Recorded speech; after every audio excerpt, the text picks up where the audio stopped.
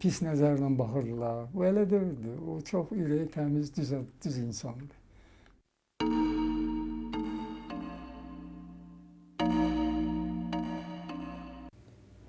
O tənhalıq və kimsəsiz içərisində dünyadan köçdü və istedadının heç bir sahəsini axıracan xərcləyə bilmədi.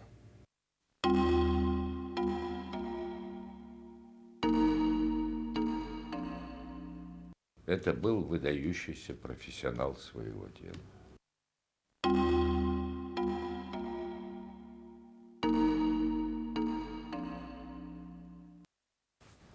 Mən elə fikirləşirəm ki, Azərbaycan Kinooperator Məktəbinin inkişafı bu adamın adı ilə bağlıdır.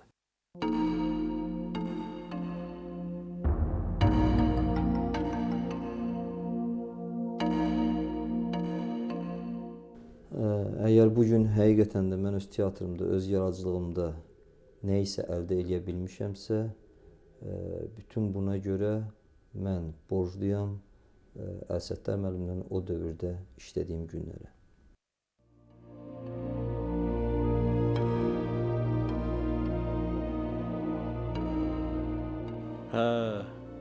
Gəlib mənzilə yetişdik. Deyəsən həyat deyilən şey elə buymuş. Özünlə oynadığın şahmatıymış. Uduzan həmişə özün olursan. Həyatının bir parçasını çevrilişlər, müharibələr, toqquşmalar əlindən alır. Sonda baxıb görürsən ki, o nemətin özünə məxsus olan parçası az, lap az imiş. Həyat deyilən şey başdan başa aldanışlarla doluymuş. Sənin getdiyin yol ilğımların içindən keçib gedirmiş. Bunu lap sonda, özünlə üzbəüz qalanda başa düşürsən.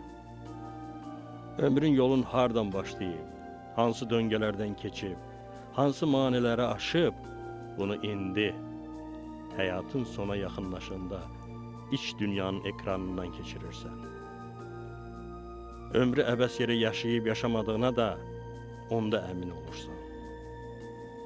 Səni ağrıdan, öz gücünlə getdiyin şöhrətdən üzü aşağı, unutqanlıq girdabına yuvarlanmağındır. Hər halda bu enişli yoxuşlu təkrarsız ömrü sən yaşamısan.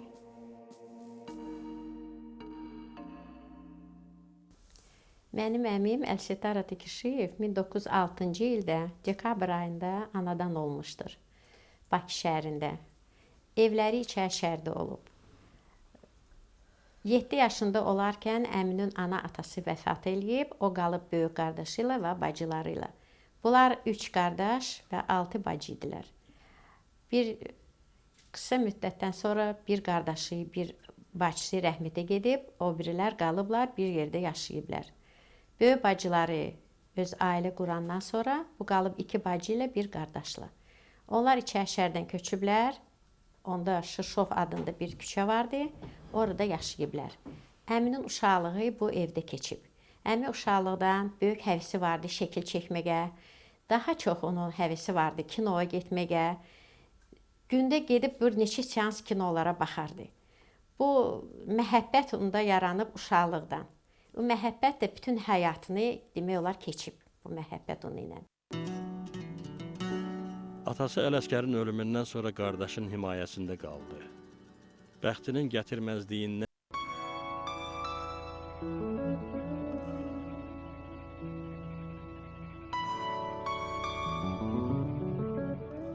1927-ci ildə Vuxutemas adlanan məşhur Ümumİttifaq Bədaiə Texniki Məktəbinə daxil olmaq istəyi ilə Moskvaya yollananda 20 yaşını təzəcə bitirmişdi. Məktəbdə sınaq imtahanlarını verdi. O vaxtın adı bəlli sənətçiləri qabiliyyətini yüksək qiymətləndirdilər. Onda özü də inanırdı ki, artıq arzusuna çatıb, oxuyub rəssam olacaq. Bakının, İçəri şəhərin, Abşeronun bənzərsiz görüntülərini, unuda bilmədiyi adamlarını kağıza, kətana köçürəcək. Amma alın yazısı biraz başqa cürüymüş. Əlsəttar Atakişiyev də alın yazısından qaça bilmədi. 1930-cu ildə Bakı kinostudiyasında tərtibatçı rəssam işləməyə başlayanda qəti inandı ki, ömrünün axırınacan bu işdə çalışa bilməz. Kadrın təsvir həllində kameranın arxasında duran operatorun yeri daha sammallıdır. Bəxtindən 1931-ci ildə Moskvadakı Dövlət Kinematografiya İnstitutuna göndəriş vardı. Studiyada tanış olduğu Hüseyin Seyidzadəyə və Niyazi Bədəlova qoşulub yola düşdü.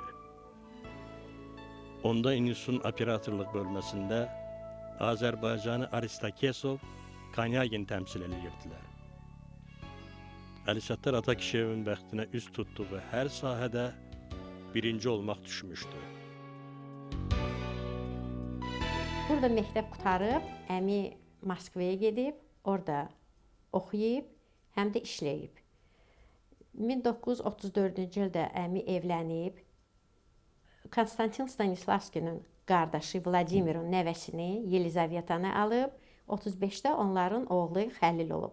Bu adı Konstantin özü qoyub ki, bu Azərbaycanlı uşaqdır, ona müsəlman adı qoymaq lazımdır. Hardasa kitabdan tapıb Xəlil adı onu qoyub. İnstitutu 1936-cı ildə bitirdi. Onda Moskvadan, Kiyevdən, Leningraddan gələn beynəlmiləl kinematoqrafçılar dəstəsi Azərbaycan kinosunu inkişaf etdirməyə çalışırdılar. Meydanın hələlik dar olduğunu görən Əlisəttar Atakişiyev hamının gözlədiyi kimi Bakıya qayıtmadı. Öz arzusu ilə Tallinn kinostudiyasında işləməyə getdi. Onun bəxtinə ilk Eston filmlərində ikinci operator kimi çalışmaq düşübmüş. Tallindən dönəndə də Bakıya üz tutmadı. Mosfilmdə ikinci operator işləyə-işləyə vaxtının gəlib yetişməsini gözlədi. 1938-ci ildə Bakılılar lentinə quruluş vermək üçün dəvət olunmuş rejissor Viktor Turin, quruluşçu operatorlar Leonid Kosmatov və Dmitri Feldman Əlisəttar Atakişevi ikinci operator kimi dəvət elədilər.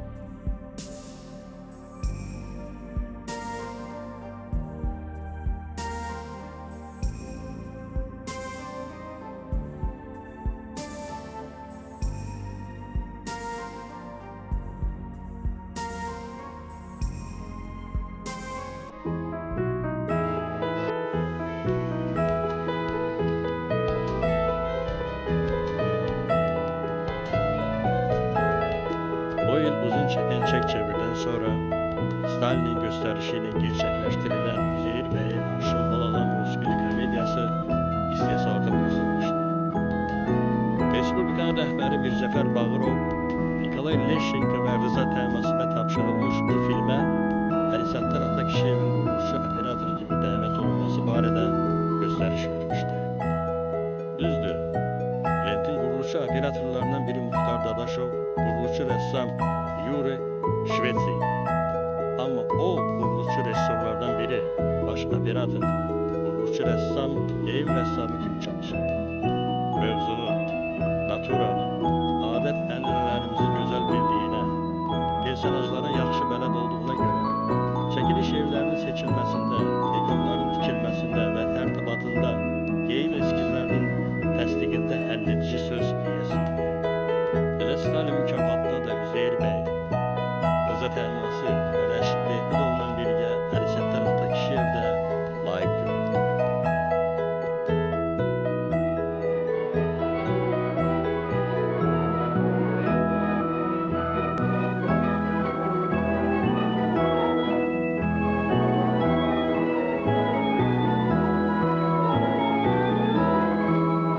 Bakı Kinostudiyasının pavilyonunda Şambalalan filmi çəkilib qurtarmaq üzrədir.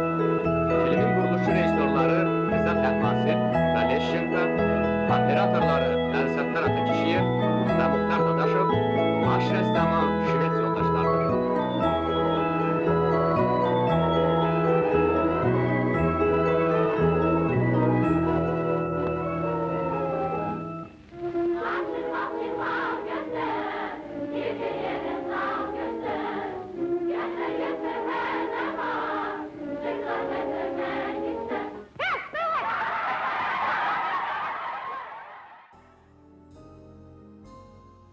Daha sənət yolundakı maneələr aradan götürülmüşdü. Quruluşçu operator Əli Səttar Atakişiyevin nüfuzunu etiraf eləməyən yox idi. İrəlidə isə uğur və aldanışlarla süslənmiş uzun yol dururdu. 1947-ci ildə dövlət əhəmiyyətli daha bir film Fətəli xan istehsalata buraxılanda quruluşçu operatorun kim olacağı haqqında müzakirələr açılmadı. Başlıca vəzifəsi ilə yanaşı Lendin qeyri-rəsmi məsləhətçisi olan Əli Səttar Atakişiyev epizodların təsvir həlli, geyimlər, dekorlar, naturalar vasitəsilə dövrün mənzərəsini yaratmağa can atırdı. Mövzunu, milli adət-ənənələrimizi, naturanın imkanlarını gözəl bilməsi, obrazların portret çizilərini ustalıqla yaratması filmin uğurunu təmin elədi. Amma dar dairədə baxışlardan sonra Fətəli xan ekranlara buraxılmadı. Bir müddət əvvəl gündəmdə olan Azərbaycanın bütövlüyü məsələsi daha aradan qalxmışdı. Əli Səttar Atakişiyev ürəyinin bir parçasını qoyduğu ekran əsərinin seyircilərə çatmamasını ağrı ilə qarşılasa da, çəkiliş meydançasında yaşadığı yaradıcılıq anlarını ömrünün sonunacan unutmayacaqdı. Fətəli xan lenti 1959-cu ildə əməlli başlı qayçılanandan sonra ekran üzü görəcəkdi. Vaxtsa ömründən yel kimi ötüb keçirdi.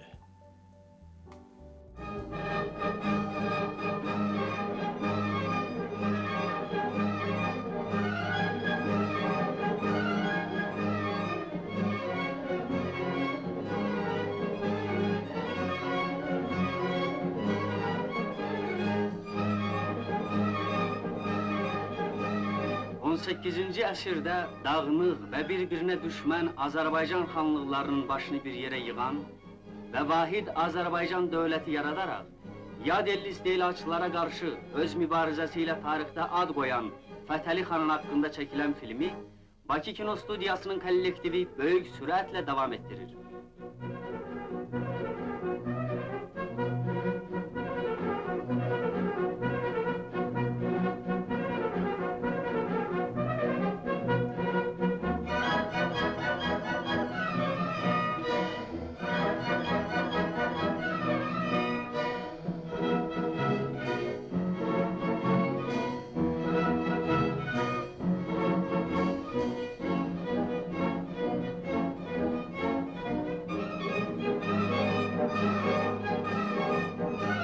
Filmin rejissoru Stalin mükafatı laureatı Yefim Lvovich Zigan. Filmin operatoru Atakişiyev Əli Səttar. Bakı Kino Studiyasının yaradıcı kollektivi öhdəsinə götürdüyü bu şərəfli vəzifəni vaxtında yerinə yetirmək üçün fədakarlıqla çalışır.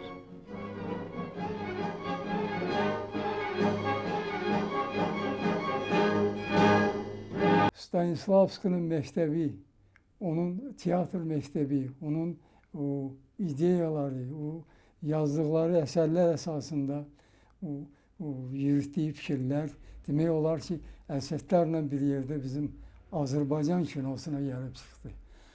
O vaxt eyni vaxtda da Feyzade de ikinci dahi bir Rus sənətkarı Eisenstein'in məktəbinin kinoda olan o dahiliyi, monumentallığı o da bizim Azərbaycan kinosuna getirib çıxartdı. Sonra belə oldu ki, Allah'ın buyruğu ilə bu iki sənətkar Mektibat filmində bir yerdə işləməli oldular. Bunların getirdiyi bu fikirləri, bu ideyaları bu Mektibat filmdə müəyyən qədər öz təsirini qoydu. Bunlar nədən ibarətdir? Yəni ki, kinoda milliliyi saxlamaq şərti ilə yeni bir forma əsasında kinonun çəkilişlərini qurmaq, epizodları qurmaq, ona da onlar nail olurdular. Baxmayaraq ki, müəyyən qədər aralarında söz-söhbət olurdu. Ancaq işin xətrinə idi. Ancaq işin xətrinə ki, filmi yaxşı çəksinlər. Sonra demək 50-60-cı illərdə çəkilən filmlərdə bu iki sənətkarın, ələlxüsus Əlsəttarın Azərbaycan kinosuna böyük təsiri oldu. Gələn yeni yetişmiş gənc rejissorlar, operatorlar demək olar ki, Əlsəttarın yaradıcılığı ilə maraqlanaraq onun yolu ilə müəyyən qədər gedirdilər.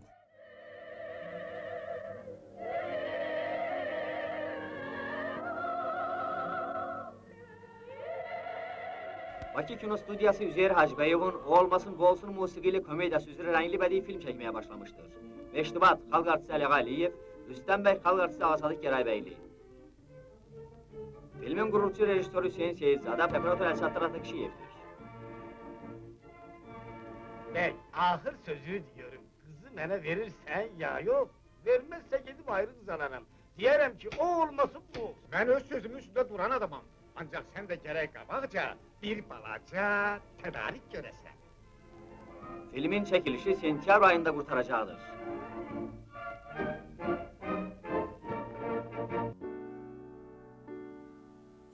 Gözlənilməz amplualarda çıxış eləmək xarakterinin başlıca cizgilərindən biri idi. Bir il sonra Mahnı Belə Yaranır filminin quruluşçu rəssamı olmağa razılıq verəndə çoxları təəccübləndi. Amma Əlsəttar Atakişiyev qol qoyduğu işi yüksək səviyyədə görməyi bacarırdı. Növbəti il rejissor Tofiq Tağzadə onu uzaq sahillərdə lentinə quruluşu operator dəvət eləyəndə iki səbəbə görə razılıq verdi. Əvvəla, bədii material ondan ötürü təzə və maraqlı idi. İkincisi, yuxarılar da məhz onun işləməsini məsləhət bilmişdilər. Film Ümumi İttifaq ekranlarında öz layiqli yerini tutmalıydı. Əlsəttar Atakişiyev özünə xas ustalıqla, eyni zamanda inadla epizodların təsvir həllini lentə köçürürdü. Geyimlərin, naturanın seçilməsində, portret cizgilərinin yaradılmasında bu dəfə də onun sözü həlledici olurdu. Peşəsindən irəli gələn xarakter özəlliklərini, vasvasılığa, xırdaçılığa yozanlar da tapılırdı. Amma o, ancaq işləmək, film çəkmək xətrinə meydançaya çıxmağı ağlına belə gətirmirdi. Ondan ötürü ekran sənətində xırda şey yox idi. С Əlsəttarом Atakişiyevim мне посчастливилось познакомиться в 1956 году, когда они приехали. Əlsəttar Atakişiyevlə tanış olmaq xoşbəxtliyi 1956-cı ildə baş verdi. Onda Moskvaya filmin aktyorlarını sınaqdan keçirmək üçün gəlmişdilər. O gözəl, ziyalı, yaxşı təsir görmüş insan idi.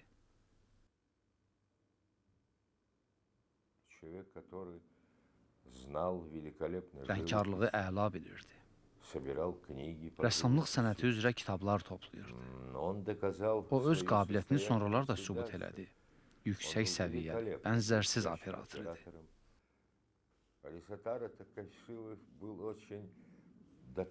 Əlsəttar Atakişiyev çox dəqiq adam idi. O saatlarla işıq qura bilərdi. Amma axırda əsl kadr, əsl bədii əsər yaranırdı.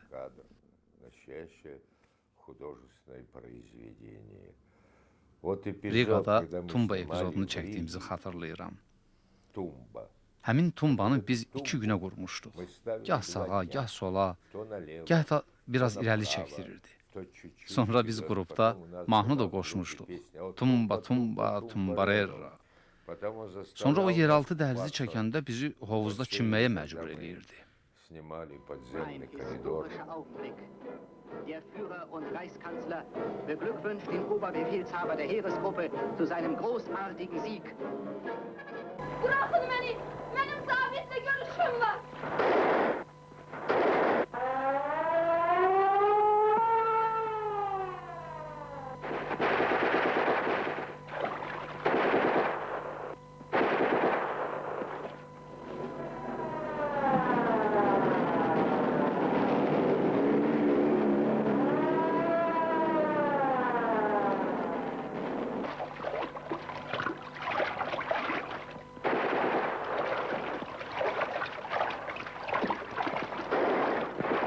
Yaralanmışsan? Boş şeydir. Sen git şimal tarafa.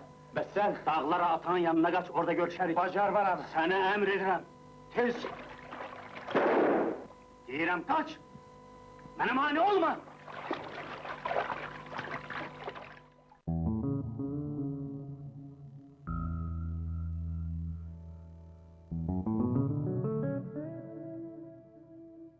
Hər şey bitib, yoxsa hər şey təzədən başlayır. Ömrün 50 ilini arxada qoyandan sonra yaradıcılıq ampulasını dəyişmək, az qala hər şeyi təzədən başlamaq qərarını yalnız Əlisəttar Atakişiyev qəbul edə bilərdi. Həm də bu addımı ilə Azərbaycan kinosunda tamam unudulmuş bir janrın, nağıl filmlərinin təməlini yalnız o qoymalıydı. 1958-ci ildə çəkiliş meydançasına rejissor kimi çıxdı. Məmməd Hüseyn Təmasibin senarisi üzrə çəkdiyi filmdə illərdən bəri alışdığı quruluşçu operator yerini sənətdaşları Arif Nərimanbəyov və Mirzə Mustafayeva verdi. Amma adəti üzrə çəkiliş prosesinin irili xırdalı bütün mərhələlərində iştirak edirdi. Kadrların və epizodların həllində öz görümünü və duyumunu aparıcı xəttə çevirirdi. Sovet kinosunun uşaqlar və yeniyetmələr üçün bölməsinə aid edilən film, Əlisəttar Atakişiyevin bu janra, ümumiyyətlə nağıl, fantastika aləminə gözəl bələd olduğunu üzə çıxardı.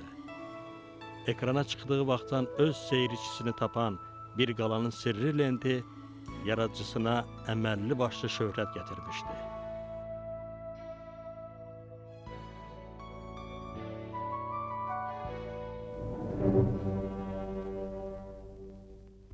Qanlı qalanın sirləri bu qorxunç mağarada saxlanılır. Cəsur Elşən, qorxunç qüvvələr tərəfindən mağaraya salınmış dostlarını azad etməyə gedir. Azərbaycan Film Studiyası tərəfindən çəkilən bu filmdə pioner Fərhad İsmailov və Telman Əliyev də iştirak edir. Onlar bugünkü çəkilişə öz dostlarını da dəvət etmişlər.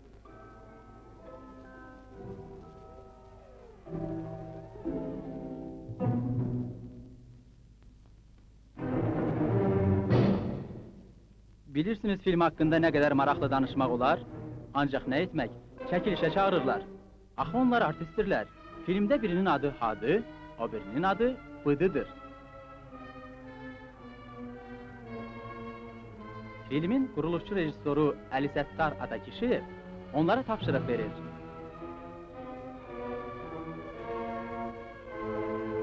Operator Arif Nərimanbəyov çəkilişə hazırlaşır.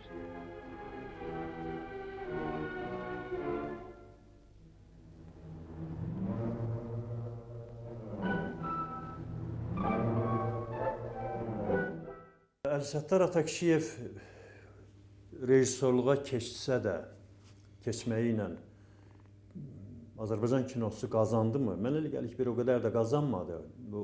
Özünün ən yaxşı operatorlarından birini itirdi. Amma qəribə şeydir. Və nağılçı kimi Azərbaycan kinosunda Əlisəttar Atakişiyev təkdir. Təkdir. Və o pilləni o tutur.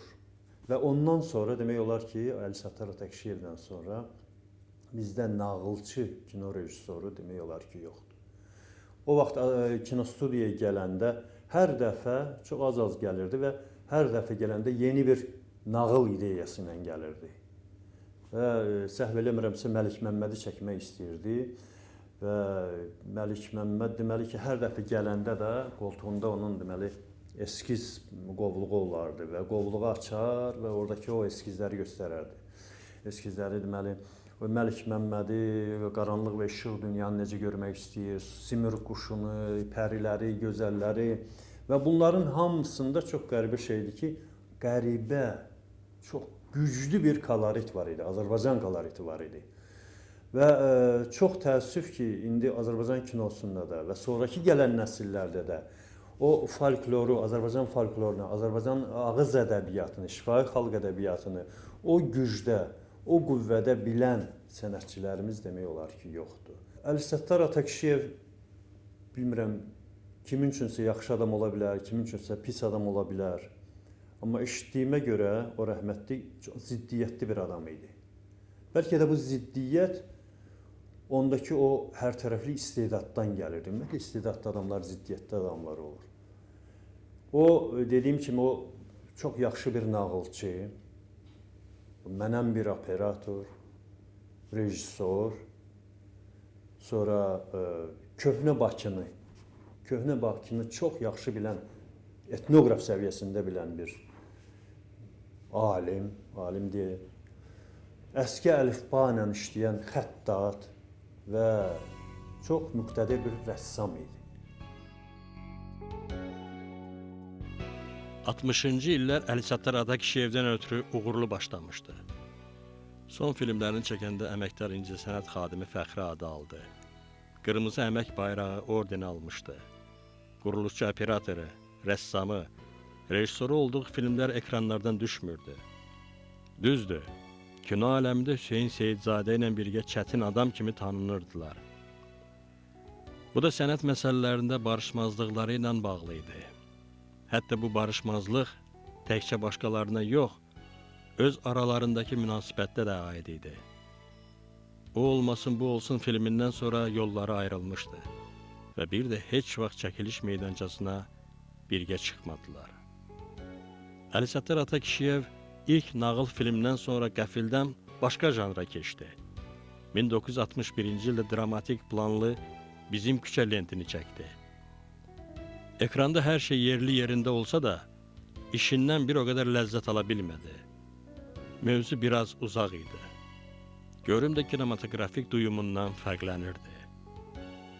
O film yaradıcılıq bioqrafiyasına yazılsa da, növbəti ekran işindən əvvəl özünü sınaqdan keçirməkdən başqa bir şey değildi.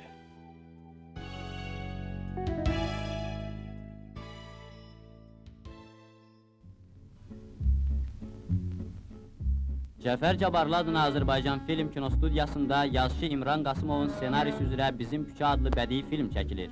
Artist Nikolay Volkov Larsen rolunda. Azərbaycanlı qız Sara rolunda isə Rima Məmmədova çıxış edir.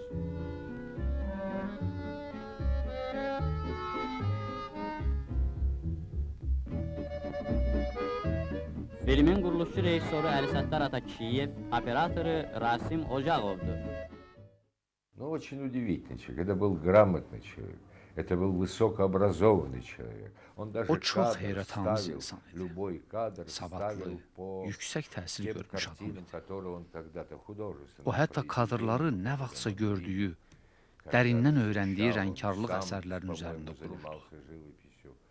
Məncə özü də rəngkarlıqla məşğul olur. Я один раз с ним столкнулся только как с Bir режиссером. rejissor kimi Это onunla bir dəfə на кинокартине Bizim Küçə filminin «Наша çəkilişində улица». rastlaşmışam. Но там я играл O filmdə mən Mehdini oynayıram. эта сцена в Restoran ресторане. səhnəsində və evin damı ilə süründüyüm səhnədə Так çəkilmişəm. сказать, когда я O məni залезаю yuxarı на dırmaşdırırdı. крышу дома.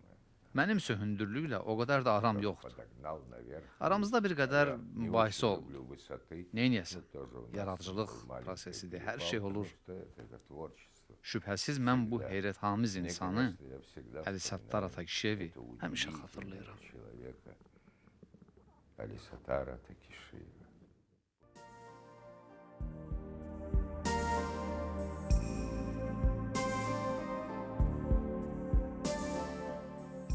Ekranda özünü quruluşçu operator, rəssam, geyim üzrə rəssam, rejissor kimi sınaqdan keçirmişdi. Növbədə ssenari müəllifi qismində özünü gerçəkləşdirmək dururdu. Bu istəyinə də çatdı. nağıl fantastika janrında çəkdiyi Sehirli Xalat filminin ssenarisini özü yazmışdı. 1964-cü ildə ekrana çıxan bu filmi lentə alanda sevdiyi janrdan ötürü nə qədər darıxdığının fərqinə vardı. Əli Səttar Atakişiyev çəkiliş meydançasında özünü suda balıq kimi hiss eləyirdi. İç dünyasında yaratdığı bənzərsiz aləmin tam hüquqlu yiyəsi idi və uğur qazanacağına zərrə qədər də şübhəsi yox idi. İndi uzun illər keçəndən sonra filmin əsas epizodlarının çəkiliş pavilyonunda lentə alınmasına inanmaq çətindir. Əli Səttar Atakişiyev özünə xas ustalıqla ifaçıları seçirdi. Təkrarsız nağıl dünyası yaradırdı. Ekranın texniki imkanlarından inadla yararlanmağa çalışırdı. Azərbaycan operası sənəti məhz Əli Səttar Atakişiyevdən başlayıb. Mən şəxsən belə hesab edirəm.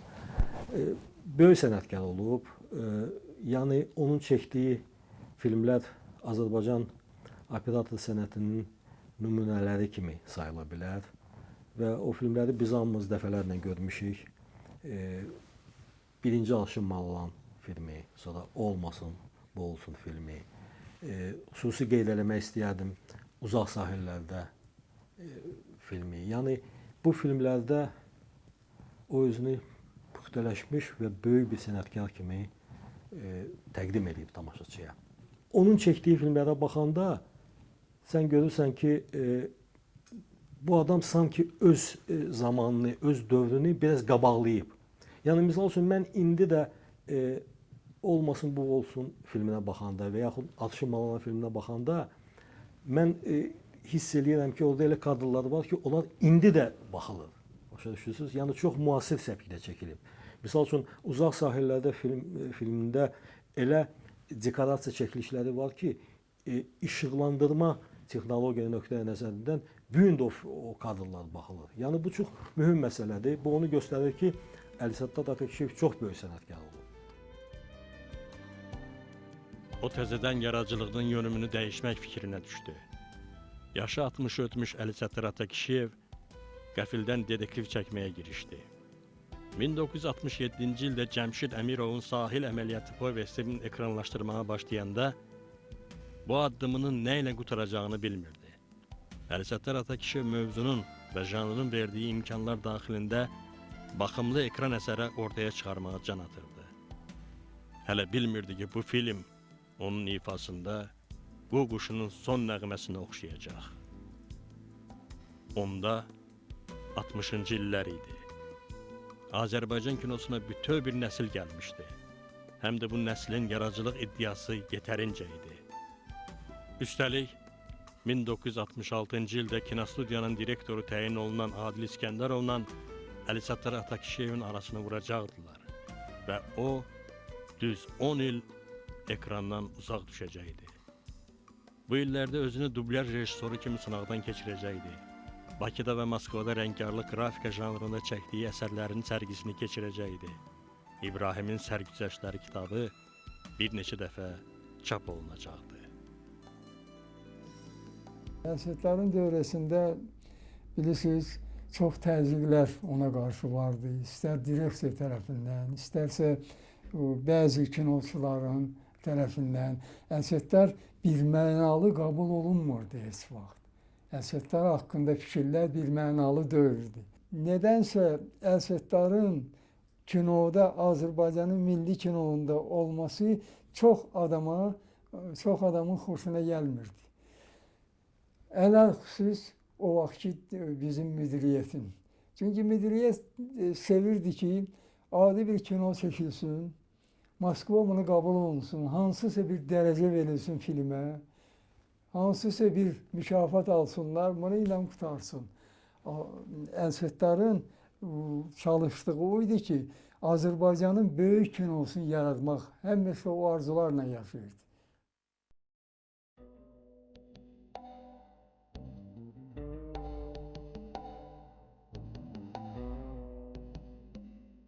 Yaşının bu çağında yazdığı nağılları ekrana çıxarmağı arzulasa da, vaxtın amansızcasına ötüb keçdiyinin fərqinə varırdı.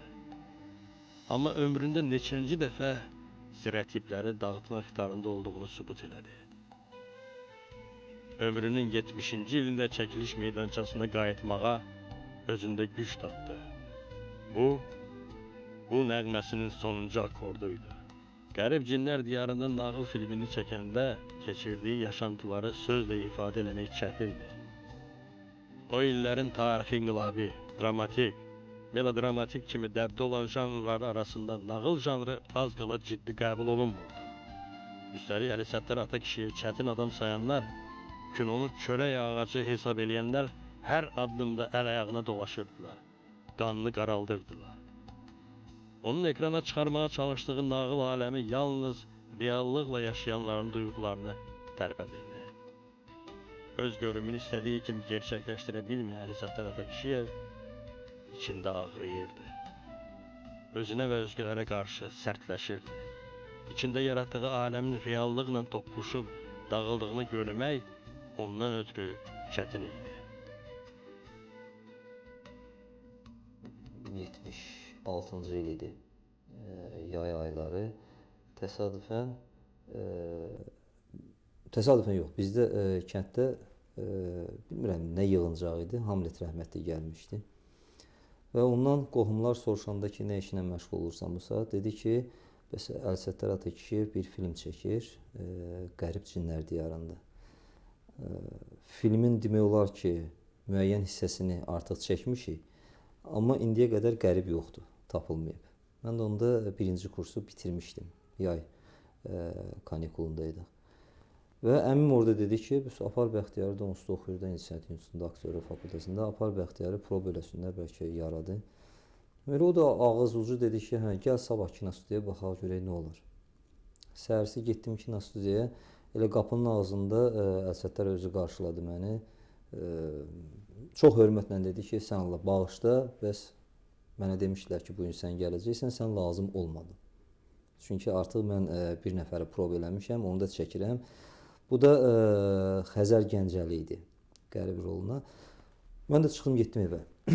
Sonra səhərisi gün bir də gördüm, kəndə maşın gəlib, mənə elə ev paltarında bir dəfəlik maşına basdılar, götürdülər, gətirdilər kinostudiyaya. Nə probasız, nə yoxlamasız, nə teksti məşq eləmə, bir dəfəlik pavilyona və başladı çəkməyə. Yəni bu artıq bu kişi barəsində müəyyən bir fikirdir. Mənə qədər eşitmişdim ki, haradasa bir 45 aktyoru prob eləyib. Onun o kaprizi var idi. Bir qəribə kapriz var idi onda. Çox adam sevmirdi Əli Səttar müəllimi. Həqiqətən çox adam sevmirdi. Hamısı deyirdilər ki, bir qədər mızıdır, bir qədər hər şeydən narazıdır, heç nəyi bəyənmir. Sonradan həqiqətən çəkiliş meydançalarının özündə də mən bunun şahidi olmağa başladım. Əli Səttar müəllimi demək olar ki, bütün komandakı o çəkiliş qrupu ki var, hamısı narazılıq edirdi. Çünki aktyorun əynindəki paltarın hansısa bir yeri düz gəlmirdisə, bu kişi qırğın salırdı. Nə bilim, pavilyonda hansısa bir hətta kütləvi səhnədən olan iştirakçıların hansınca bir pariki düz olmurdusa, bunun üstündə böyük bir mübahisə düşürdü. Bəzən ikinci rejissor, o birisi köməkçilər deyirdilər ki, ay Əli Səttar, bu arxa plandadır, bu görünmür, bunun üstündə belə qırğın eləmək olmaz. Amma mən bugün, indi teatrda, bu Pantomima teatrında işləyə-işləyə dərk edirəm ki, yəqin ki, mənim xoşbəxtliyim idi. Bax, o mızı dediyimiz adamla mən işlədim. Bugün mənim aktyorlarım da mənim barəmdə bu mızılığı deyir. Amma bu mızılıq deyil, bu kapriz deyil. Bu sadəcə olaraq eləmək istədiyin işin keyfiyyətdə. 78-ci ildə biz kinodan hər il seminar keçirdilər Moskvadan və kinonu o il Maleyevkaya salmışdılar. Maleyevkada baş redaktorların seminarı keçirilirdi və mənimlə bərabər İsa Hüseynov da, sonra Tofiq Tağzadə də getmişdi kinoçulardan. O vaxt onlar Nizamini çəkmək fikrində idilər. Nizami ilə bağlı getmişdilər. Və biz getdik Maleyevkaya və gördük ki, Əli Səttar Atakişiyev də burada qalır, burada yaşayır. Vaxtı ilə deməli ki, bir Sovet dedektiv janrının adi tələblərinə cavab verə bilən İstintaq davam edir filmini çəkmişdi və o vaxt həmin filmin məsləhətçisi o vaxtlar Azərbaycan Dövlət Təhlükəsizlik Komitəsinin sədri işləmiş Sivigun idi. Və Sivigun o vaxt Moskvada SSR rəqəbəsinə başçılıq eləyirdi və Əli Sattar Atakişiyevə deməli ki, ora düzəlməkdə kömək eləmişdi. Bunu Əli Sattar Atakişiyev böyük minnətdarlıqla deyirdi. Və biz Maleyevkada deməli ki, olanda orada yaşayan qarılar, qocalar biləndə ki, biz Azərbaycandanıq və bizə Əli Sattardan başladılar şikayət eləməyə. Şikayət edirdilər ki, bəs bu səsküy salır, dinc oturmur. Əli Sattarın yanına 3-cü mərtəbəyə deməli o qəsəbənin uşaqları 7-ci, 8-ci sinif şagirdləri gəlir, ondan rəssamlıq öyrədir. Və hətta belə bu az qala bir studiya açmaq həvəsindəymiş. Bu 70 yaşında qəribə bir elə o uşaqlığını itirməmiş bir adam idi. 70 yaşında bir uşaq idi. Su kimi axıb getdi illər. Nə qədər ki işləyirsən, yaradırsan, vaxtın necə gəlib keçdiyini hiss eləmirsən. Elə ki əlin işdən qaldı, vaxtın ağırlığını çiyinlərində duyursan. Həyatın qanunu belədir. Məmləkətindən çıxmağının 12 ili tamam oldu. Orada doğmaların, həmişə əllərinin istisini saçlarında hiss elədiyin yaxınların qaldı. Bundan sonra Bakıya qayıtmağın kimə lazımdır? Yanvar hadisəsini eşidəndə hiss elədim ki, çox tabloya bilməyəcəyim. Mənim uşaqlığım, gəncliyim, ömrümün ən gözəl illəri gülləbaran olub. 80 yaşım tamam olanda xırda bir süjet çəkmişdilər. Yenə sağ olsunlar. Həyat deyilən şey elə buymuş. Gəlirsən, yaşayırsan, yaşamağın ləzzətini anlayan vaxt Əzrail gəlir ki, hazırlaş,